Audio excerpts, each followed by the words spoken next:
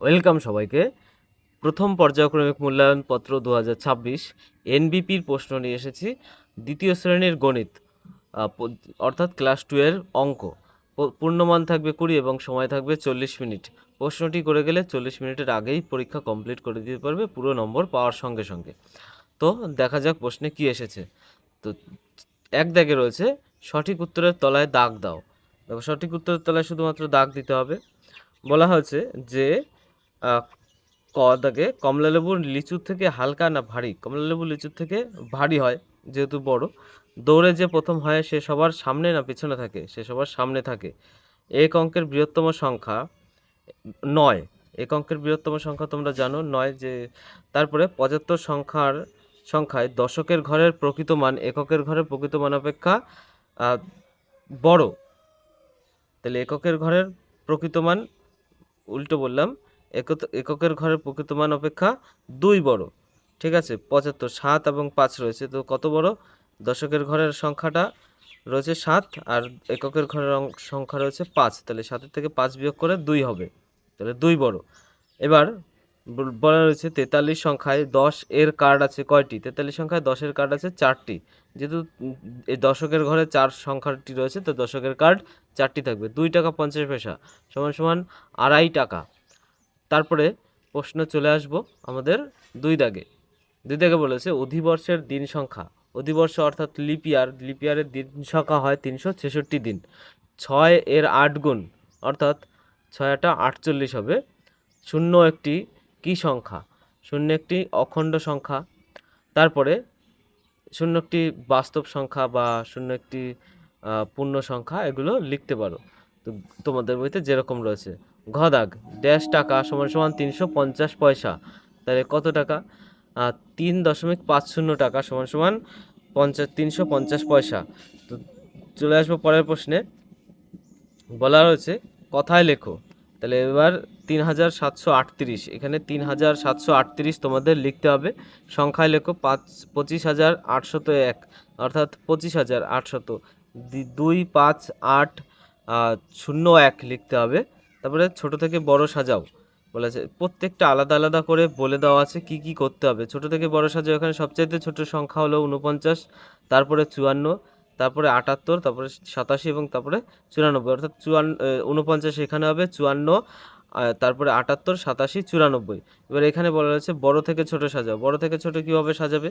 বড় থেকে ছোট সাজাতে গেলে সবচেয়ে প্রথমে বড়টা দেখতে হবে। কোথায় বড়টা? 74, 74 এখানে বসাতে হবে। তারপরে রয়েছে 64, 64 এখানে বসাতে হবে। 56, তারপরে 46, তারপরে এই 38 বসাতে হবে। তারপরে রয়েছে 4 নম্বরের প্রশ্নে যে নিচের গোল করা সংখ্যাগুলির স্থানীয় মান ও প্রকৃত মান নির্ণয় করো। তো 9 এ গোল করা রয়েছে 6 এর স্থানীয় মান এবং প্রকৃত মান মানে 96। 96 মধ্যে 9 এর স্থানীয় মান কত? 9 এর স্থানীয় মান হলো 90 এবং প্রকৃত মান 9। এবার এখানে 78 এর স্থানীয় মান 78, 8 এর স্থানীয় মান 8 এবং প্রকৃত মানও দুটোই 8। এক্ষেত্রে এককে থাকলে সেটা প্রকৃত মান এবং স্থানীয় মান দুটোই একই হয়। চলে আসবো আমাদের পরের পৃষ্ঠার প্রশ্নে। তার আগে আমরা বলবো চ্যানেলটি সাবস্ক্রাইব করে নিতে, যাতে পরবর্তী ভিডিওগুলো তোমরা পেতে পারো, এবং ভিডিওটি অবশ্যই লাইক করবে যাতে আমরা পরবর্তী ভিডিও করার জন্য মোটিভেশন পাই। তারপরে চলে আসবো পরের পৃষ্ঠার প্রশ্নে। পরের পৃষ্ঠার প্রশ্নে বলা আছে যোগ করো। এই যোগ তো তোমরা অবশ্যই পড়বে। 6 আর 4 10, হাতে কিন্তু 1 থাকবে, সেরকম করে যোগ করতে বলা হয়েছে। তারপরে এখানে সেই 1 এখানে যোগ করে 5 আর 5 10 0, অর্থাৎ 1 এখানে 100 হবে। তারপরে বিয়োগ করো। বিয়োগ করে বলে দেওয়া আছে এখানে কিন্তু হাতে 1 আর থাকবে না। 4 থেকে 6 অবধি গুনলে 2 হবে এবং 6 থেকে 9 অবধি গুনলে 3 হবে। 3 2 হয়ে যাবে তোমাদের কমপ্লিট। তারপরে চলে আসবো পরের পৃষ্ঠার প্রশ্নে।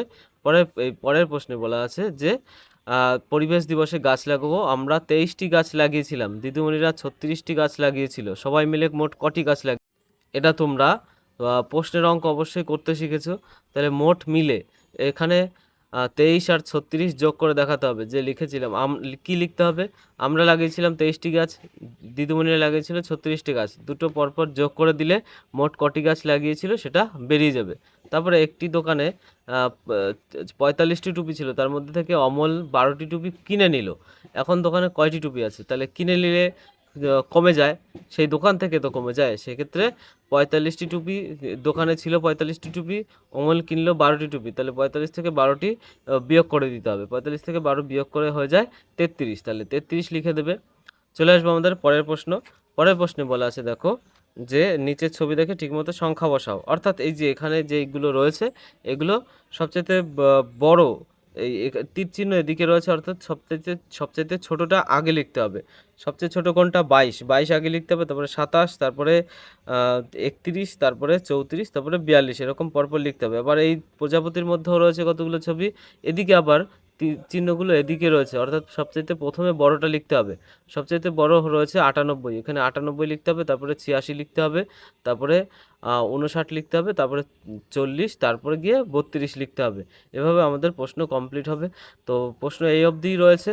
তো তোমরা চ্যানেলটি সাবস্ক্রাইব করবে যাতে পরবর্তী ভিডিওগুলো তোমরা অবশ্যই পেতে পারো। ধন্যবাদ।